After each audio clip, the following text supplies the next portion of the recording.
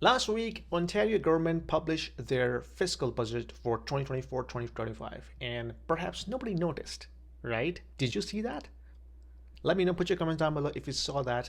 But I went through the details and I was shocked to know that they posted a $9.8 billion deficit for 2024 and 2025. Mind you, last year they projected a surplus of $0.2 billion in the year of 2023 and 2024. So this year they scrapped that forecast, so that projection is not valid anymore, which means not only we are going to not getting any surplus at all, we're getting a $9.8 billion deficit for 2024 and 2025.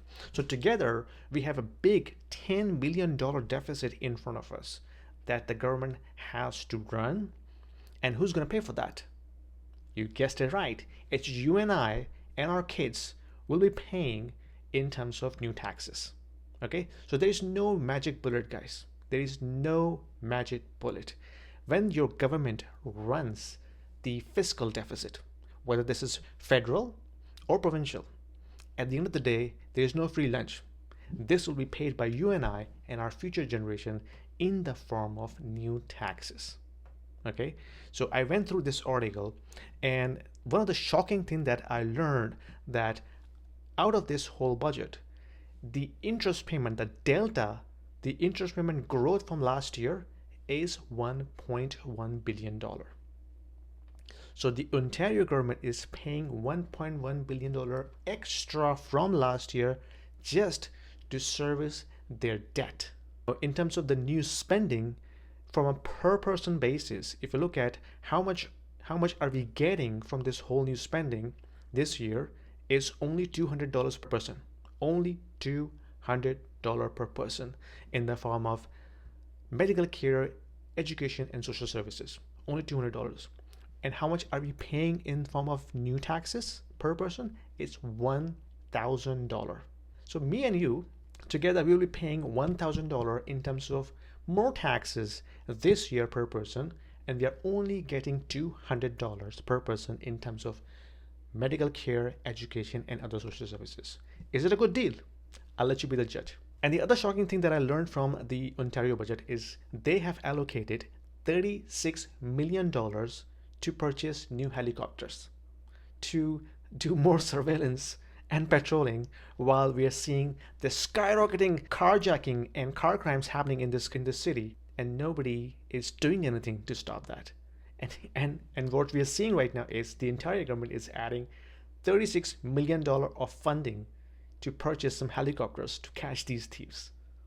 Hilarious, isn't it? James Thorne, he is one of the prominent voices in the financial media, and you might have seen him on being Bloomberg or CNBC. He is part of the wealth management company. He is Canadian, but he lives in the US. I just stumbled upon one of his interviews where he is speaking his heart out about what is the outlook for Canada in the current situation and what we should do to protect our finances. Okay? I would like you to listen from his words directly right here. Since the global financial crisis, we have relied way too much on real estate in this country.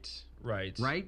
And so it's not the same dynamic up here, right? We are 4 times more geared to real estate up here than in the United States, right? We do not have technology like we had in the last bull run in the 90s. We don't have that diversified economy anymore. That's not to say that the millennials aren't going to be doing what they're supposed to be doing. What I'm just trying to say to you is that the economic growth in the United States is going to be so much more stronger and so much more diversified. We're delusional. We don't have the humility that we should have because we got lucky coming out of the global financial crisis. How come? How did we get lucky? Well, 2 things. First, the Canadian banks are very well managed. Yeah. The Canadian banks are one of the best managed institutions in the world. So this isn't about that. And 2, what you had is to save economic growth for the global economy, which people ignore, was the fact that China basically went from no debt to $51 trillion of debt in a matter of years to basically support the Belt Road Initiative and to support the urbanization of China, which is now blowing up in their face. Right. So China, so all of the commodities that we've had, right, all that whole trade of the urbanization of China, they've overbuilt and they pulled demand forward, and it's over. China is where Japan was coming out of the 1980s.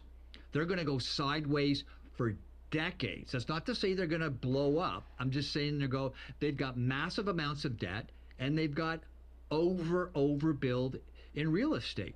So when you think about Canada, what do we got?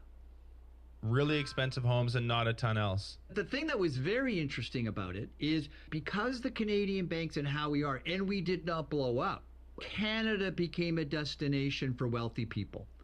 And those types of wealthy people that are have significant amount of wealth and have no problem dropping, I don't know, you guys live in Vancouver, you got them all over the place, $5 million homes that sit empty. Yeah. And so all of a sudden Canada becomes a destination for international capital, right?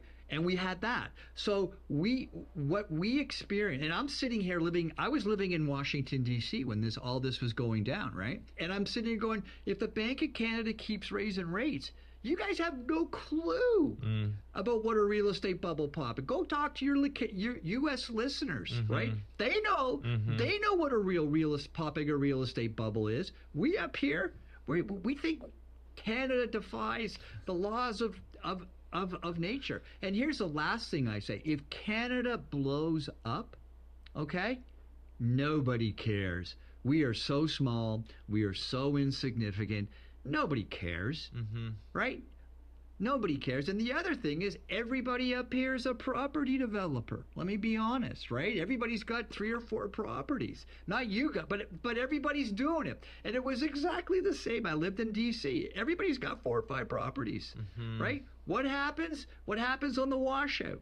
And so I'm just going through experience of what went down in the States. I lived in the 5th most affluent county in the United States, and it was stark what went through when the real estate market blew up in that county. So I know you don't have a crystal ball, but are you of the mind that we could be headed into a situation like that here north of the border?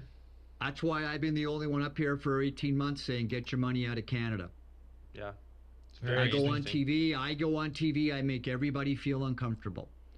And if you know, when you come to Wellington, and this is what you get, but you know what? I view myself as a researcher. I have a PhD. It's my duty to sit there and say, dude, you keep smoking 4 packs a day, you're going to get cancer. And I'm sorry it makes you feel uncomfortable. Isn't it scary? It is damn scary. And to be honest, he is not far off from the accuracy. Like whatever he has been telling us, it's a reality. Whether this can come true in the future from a projection perspective, nobody knows. Like everybody lays out their own prediction and forecast. But what we're seeing right now, that the outlook from an economic perspective is not good. It's not good. Something has to give up. When you have so much weak economic growth and when you have no projections in terms of productivity growth in the next few years, and you have skyrocketing high house prices, something has to give up to balance it out, right?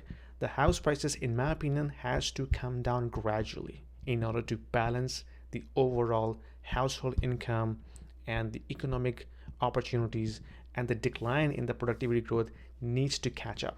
It defies the laws of nature, as he mentioned. Like we have seen this kind of a unrealistic growth in Canada. Now the chickens are coming to the roost. When? I don't know. This could be a longer process. Could be 2 years, 3 years, 4 years, 5 years. Who knows? But things are not really looking good. Anyway, you let me know what you think about that. Put your comments down below and let me know what is your strategy to protect your financial future and your kids' financial freedom. And if you like this video, give me a thumbs up and subscribe, and I'll see you in my next video. Bye.